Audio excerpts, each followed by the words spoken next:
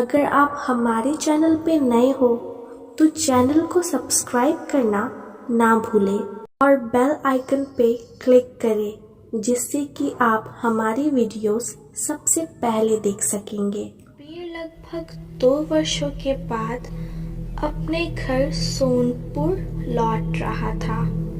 घर जाने की, सबसे मिलने की उसकी उत्सुकता इतनी थी कि बिना टिकट लिए ही वो बस में सवार हो गया।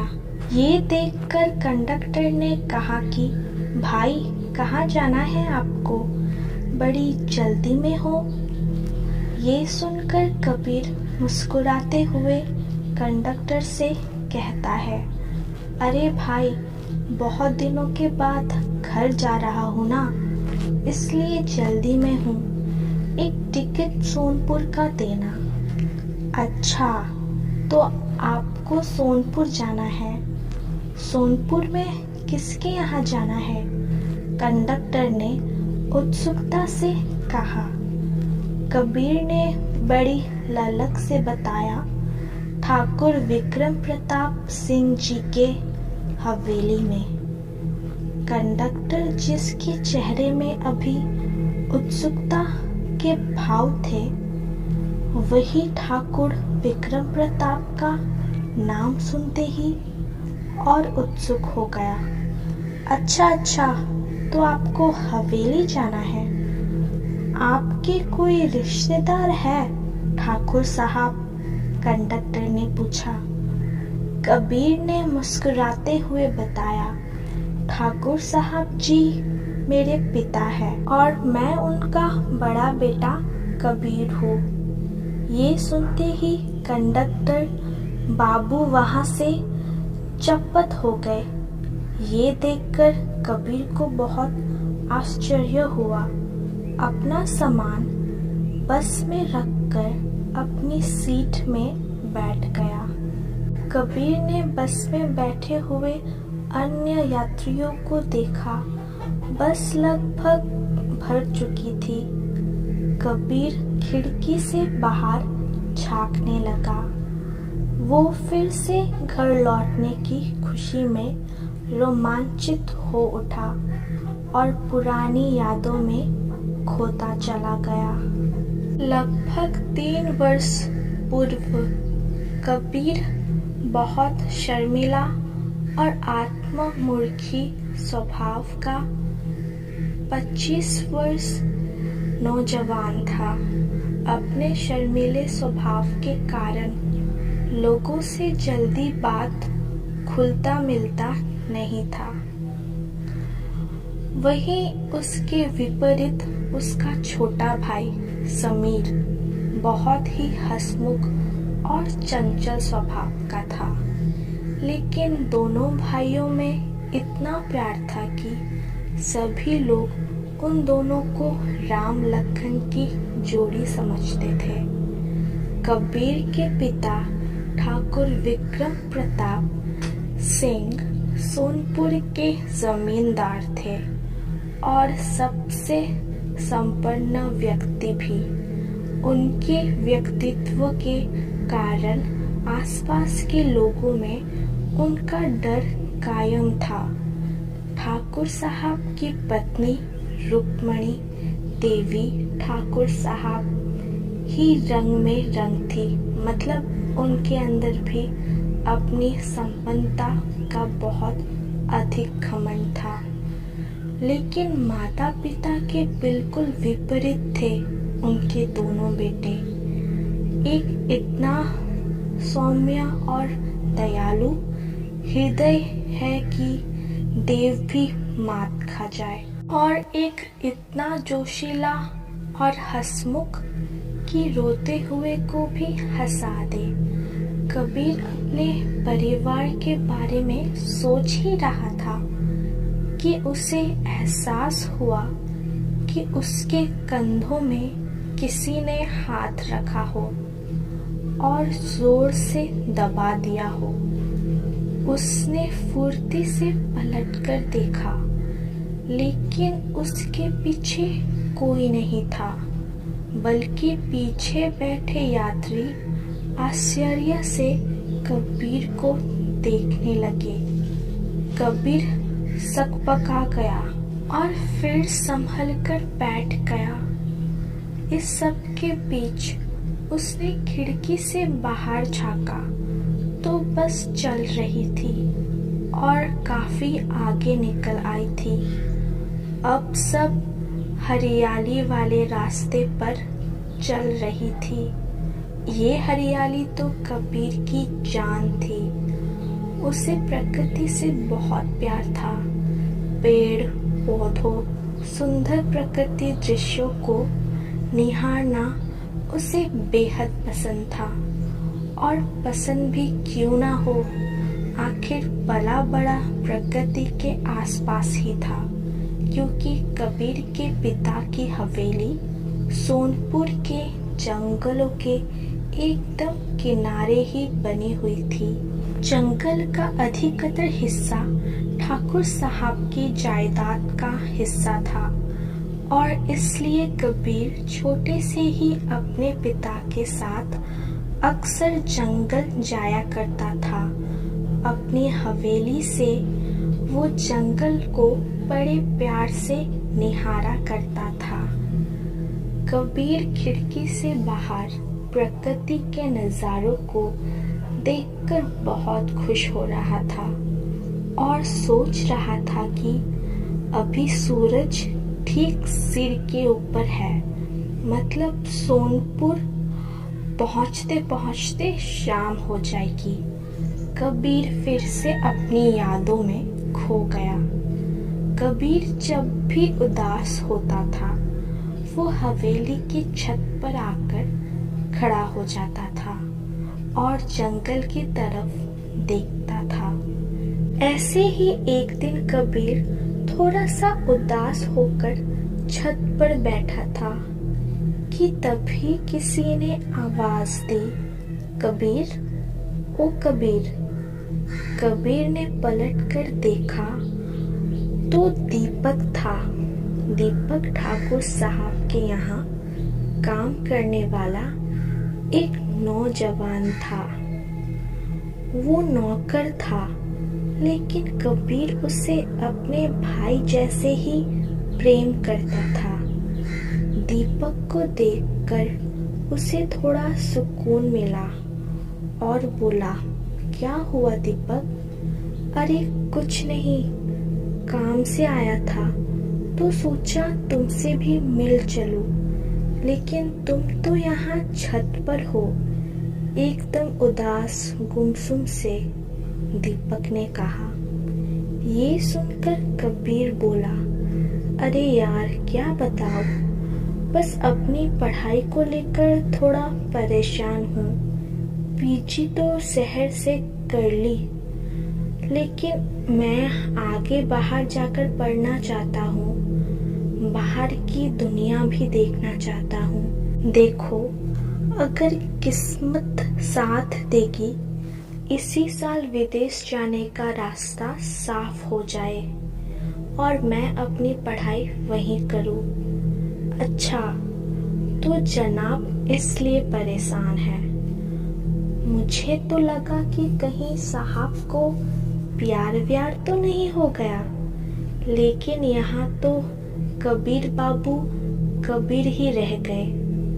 दीपक ने हंसते हुए कहा, अरे यार, प्यार और मुझे कभी नहीं हो सकता, क्योंकि तुम तो जानते हो ना कि मैं कैसा हूँ। और वैसे तो तुम्हें सोनपुर की कोई लड़की ऐसी दिखती भी है जो मुझे प्यार करे। यहाँ तो लोग पिताजी के नाम से ही इतना डरते हैं, तो प्यार तो दूर की बात है। अच्छा चलो छोड़ो ये सब, तुम मेरे साथ जंगल चलोगे। ठाकुर साहब का कुछ काम है, मैं तो उसी तरह जा रहा हूँ। शायद तुमको वहां जाकर कुछ अच्छा लगे, दीपक ने कहा। ये सुनकर फुर्ती से उठा और चलते हुए बोला, हाँ क्यों नहीं, मैं भी साथ चलूँगा। वैसे भी बहुत दिनों से जंगल के अंदर से दर्शन नहीं हुए। कबीर और दीपक बातें करते करते कब जंगल के काफी अंदर तक पहुंच गए, उन्हें पता ही नहीं चला कि अचानक दीपक रुकता है और कहता है, अरे यार, हम तो बहुत आगे आ गए। मुझे तो दूसरी तरफ मजदूरों का काम देखने जाना था, लेकिन हम बातें करते करते हुए यहाँ तक पहुँच गए। अब तो दोबारा पीछे लौटकर जाना पड़ेगा। हम काफी घने जंगल में आ गए हैं। कबीर भी काफी थक चुका था और इसलिए दीपक से कहा कि दीपक, तुम जाओ अपने काम पर, लेकिन मैं थोड़ा सा यहाँ आराम कर लेता हूँ और फिर वापस हवेली चला जाऊंगा। दीपक ने भी हामी भर दी और वहां से चला गया। अब कबीर बिल्कुल अकेला था। बहुत देर वो इधर उधर देखता रहा, लेकिन उसको वापस जाने का मन नहीं कर रहा था। उसने सोचा, क्यों ना जंगल के इस भाग को भी देख लिया जाए। वो पहले भी कई बार यहाँ आ चुका था, लेकिन जंगल के इस भाग से कभी ठीक से उसका परिचय नहीं हुआ था। ये सोचकर वो वापस हवेली जाने के बजाय और आगे घने जंगल में बढ़ने लगा। काफी आगे जाने के बाद उसे कल-कल करती हुई किसी जलधारा की आवाज सुनाई दी। कबीर ने सोचा, लगता है पास में कोई नदी है। इससे पहले वो यहाँ नहीं आया था और उसे इस नदी के बारे में बिल्कुल भी नहीं पता था। अरे वाह, ये तो सचमुच में नदी है। कबीर वहाँ का नज़ारा देखता ही रह गया। कितना सुंदर दृश्य है। ये प्रकृति का एक अत्यंत मनोरम दृश्य है। कल कल करती हुई नदी और नदी में एकदम साफ जल कि जिसमें अपनी परछाई भी देख लो। बहुत देर तक कबीर कभी नदी में तो कभी आसपास देख रहा और फिर उस नदी के किनारे पड़े हुए पत्थरों के ऊपर बैठ गया और अपने पैर नदी के साफ जल में डाल दिया। थके हुए पैरों को जैसे ही ठंडे पानी का स्पर्श मिला, आनंद ही आ गया। शीतल जल का जादू ही था जिससे कबीर ने उसी जल से अपना चेहरा भी धो लिया और शांत होकर बैठ गया। अभी उसे बैठे हुए 5 मिनट नहीं हुए कि नदी की दूसरी तरफ से कुछ लड़कियां बात करते हुए नजर आई। उनके हाथों में मटके थे। उन्हें देख कबीर बहुत आश्चर्य हुआ कि सुने जंगल में ये लड़कियां क्या कर रही है, लेकिन उसके प्रश्नों का जवाब कौन देगा उसे? वो तो अकेला है। तभी बस अचानक जोरदार झटके से रुकी और कबीर का सर आगे वाली सीट पर जा लड़ा। कबीर जैसे नींद से जगा। अरे ये क्या हुआ ड्राइवर साहब, भला ऐसे बस कौन रोकता है? लग जाती तो, कबीर ने चिल्लाते हुए कहा। तभी एक सुंदर सी लड़की बस में चढ़ती है और इधर उधर देखते हुए कबीर के बगल वाली खाली सीट पर बैठ जाती है। तो कबीर थोड़ा सा सावधान होकर बैठ जाता है और सोचता है कि कंडक्टर ने इससे टिकट के बारे में पूछा ही नहीं। बाकी यात्री भी सामान्यता से बैठे हुए थे। कबीर को थोड़ा अजीब लगता है ये सब। फिर वो अपनी घड़ी की तरफ नजर उठाकर देखता है तो दोपहर के 3 बजे हुए थे। लड़की के पास एक जानी पहचानी खुशबू सी आ रही थी। कबीर उसके सम्मोहन से बचने के लिए लड़की की तरफ मुंह करके बाहर झांकने लगा और फिर अपनी यादों में खो गया। पानी भरने आई हुई सब लड़कियां भी किसी अजनबी को देखकर आश्चर्य होती है और थोड़ा सा असुरक्षित महसूस करती है। लड़कियों के झुंड में से एक ने जोर से आवाज लगाकर पूछा, कौन है बाबू आप और यहाँ कैसे आ गए हो? क्या रास्ता भटक गए हो? ये सुनकर कबीर थोड़ा शर्माते हुए बोला, अरे नहीं नहीं, रास्ता नहीं भटका हूँ, मैं तो यहाँ अक्सर ही आता हूँ, लेकिन आज पहली बार जंगल के इतने अंदर आया हूँ। मुझे तो पता ही नहीं था कि ये जंगल अंदर से स्वर्ग है। सभी लड़कियां बड़े ध्यान से कबीर की बातें सुन रही थी, लेकिन उन सब लड़कियों में से एक लड़की कबीर को लगातार देखे जा रही थी, जिसका पता कबीर को जल्दी लग गया और अब कबीर भी उसे चोरी चोरी देखने लगा। तभी उस लड़की ने दोबारा पूछा, लेकिन आपने बताया नहीं कि कौन है आप? कबीर ने ये सुनकर कहा, मेरा नाम कबीर है और मैं यहाँ के जमींदार ठाकुर विक्रम प्रताप सिंह का बड़ा बेटा हूँ। ये सुनकर सभी लड़कियां और सतर्क हो गई और मन ही मन डरने लगी। कबीर ने भी उन लोगों से उनका परिचय पूछा तो उसी लड़की ने जवाब दिया, हमारा नाम बेला है और इनका नाम नैना, इनका नाम वेदा, इनका नाम रजनी और इनका कंचन है। हम सब लोग जंगल में ही रहते हैं।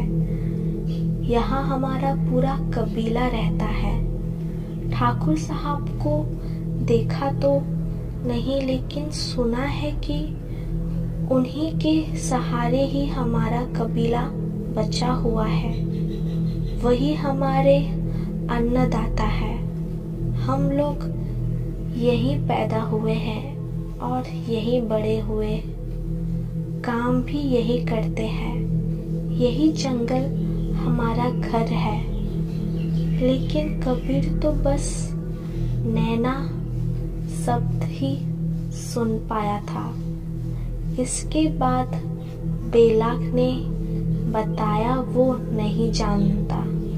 वो जान चुका था कि वो मासूम आंखों में जो उसे घूर रही थी वो नैना की है। कितना सुंदर नाम है नैना, बिल्कुल उसकी आंखों जितना सुंदर मासूम है ये चेहरा। वैसे तो कबीर के कॉलेज में भी एक से बढ़कर एक लड़कियां पढ़ती है, लेकिन कबीर के मन में कभी इतनी हलचल नहीं हुई जितना कि नैना को देखकर हो रही थी। उसके मुंह से बार बार एक ही नाम निकल रहा था, नैना, नैना, नैना। बेला को शायद कबीर का बुदाना समझ आ गया था। अरे बाबू, नैना, हाँ नैना, ये हमारे कबीले के सरदार की बेटी है। ये सुनकर कबीर थोड़ा झेप गया और शर्माते हुए बोला, अच्छा, ये आपके सरदार की बेटी है, बहुत ही सुंदर है। मेरा मतलब इनका नाम बहुत सुंदर है। अचानक से कबीर को लगा जैसे कोई बच्चा उसके पास आकर रो रहा है और उसका रोना बढ़ता ही जा रहा है। तभी कबीर अचानक आंखें खोलता है और अगल बगल देखता है। कोई बच्चा नहीं था, लेकिन ये क्या वो लड़की कहाँ गई? अभी तो थोड़े समय पहले ही मेरे पास आकर बैठी थी, कहाँ गई? लगता है किसी और सीट पर बैठ गई होगी। ये सोचकर कबीर सभी सीटों पर बैठे यात्रियों की और नजर दौड़ाई। लड़की कहीं नजर नहीं आई। ये क्या हो रहा है? जब बस पकड़ने वाला था तब तो मन कितना प्रसन्न था, लेकिन बस में बैठते ही क्यों अजीब अजीब सा लग रहा है। कबीर ने सोचा, जैसे जैसे हवेली पास आ रही थी उसे वैसे वैसे अजीब सी सुरसुरी उठ रही थी। कबीर के मन में आखिर क्या ऐसा क्या हो रहा था?